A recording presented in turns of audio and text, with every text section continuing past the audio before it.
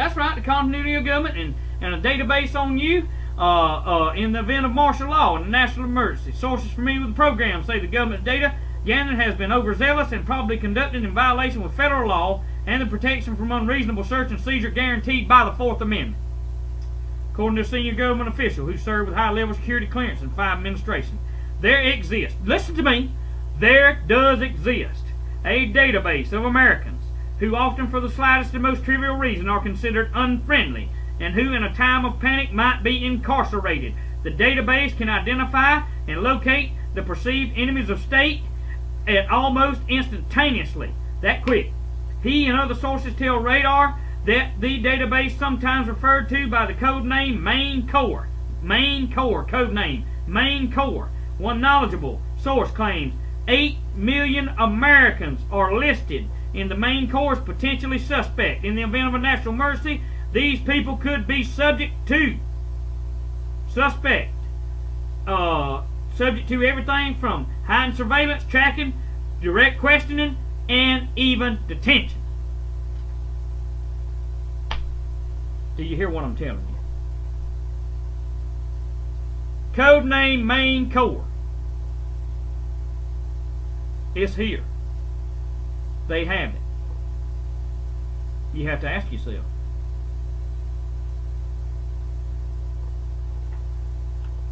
the Constitution is basically on life support. You understand? We're the life support. See, it's just a piece of paper, and we make it the living, breathing document through our actions and concerns, and through our steadfastness and our unmovability. You see. So you got to ask yourself. This ain't some conspiracy theory, my friend. This is the real deal. You understand me? This ain't a game. It ain't a game. Oh, Lord, let me pick that back up. God help me. Let me pick that back up. I need to move this. Okay. Under law, during a national emergency, FEMA and parent organization, Department of Homeland Security, would be empowered to seize private and public property in all forms of transport. I told you that on the other. Dispatch military commanders to run state and local governments.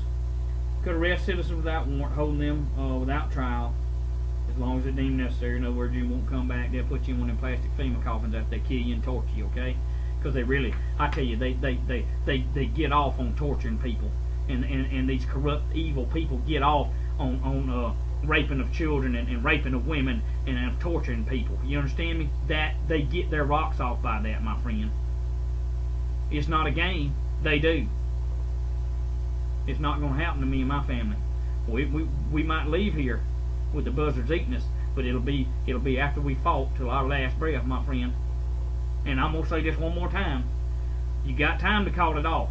All y'all got to do is say, wait a minute, we've made a grave mistake. Our founding fathers died for this country.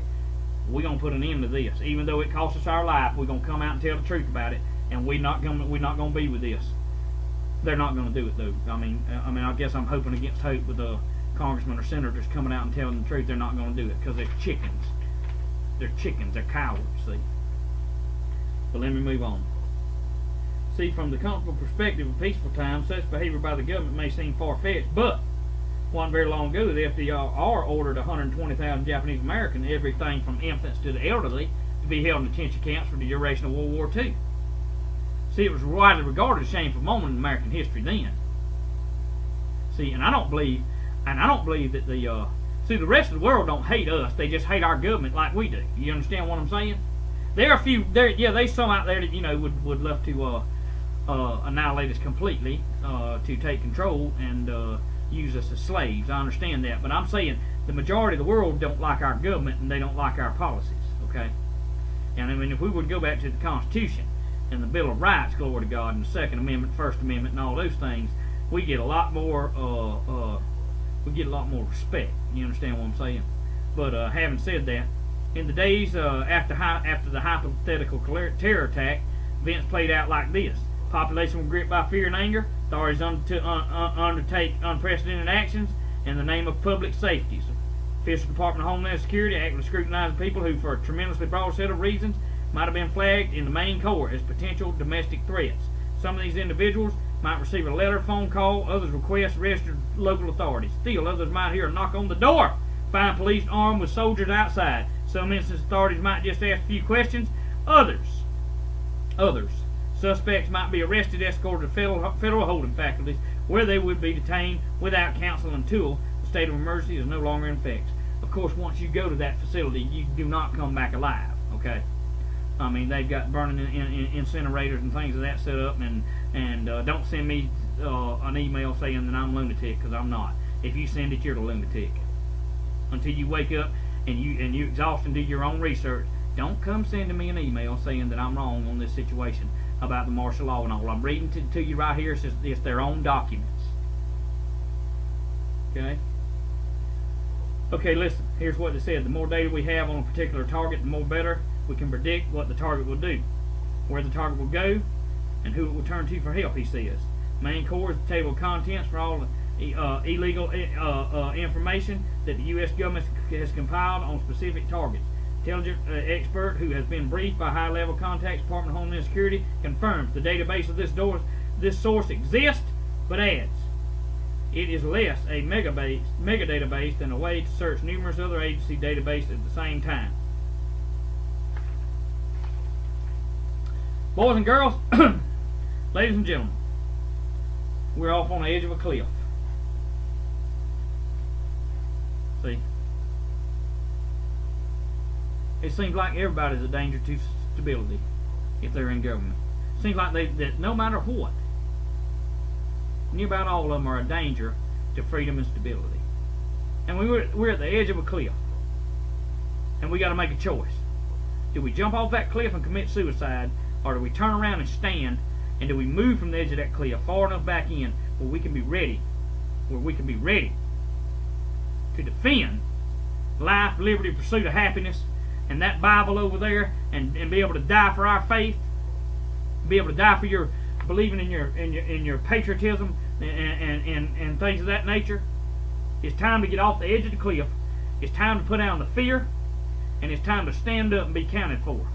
See, God's looking for somebody that'll stand up and be accounted for and will say no to this evil, corrupt, devilish mess. And I'm standing up today telling you I'm counted. I'm in this thing, man. I'm with you to the end. Let me reiterate this before it's twisted and took out of context. I ain't looking for the fight. I'm not starting it.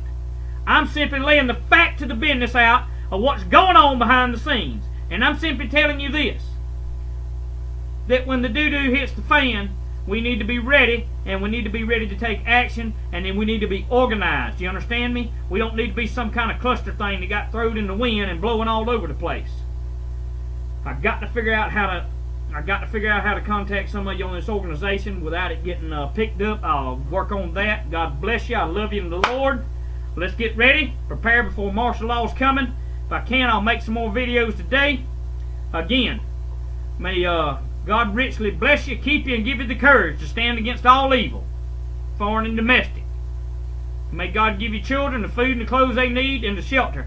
May God give them the protection they need through you, the American patriot. See you later. Remember this. Remember this.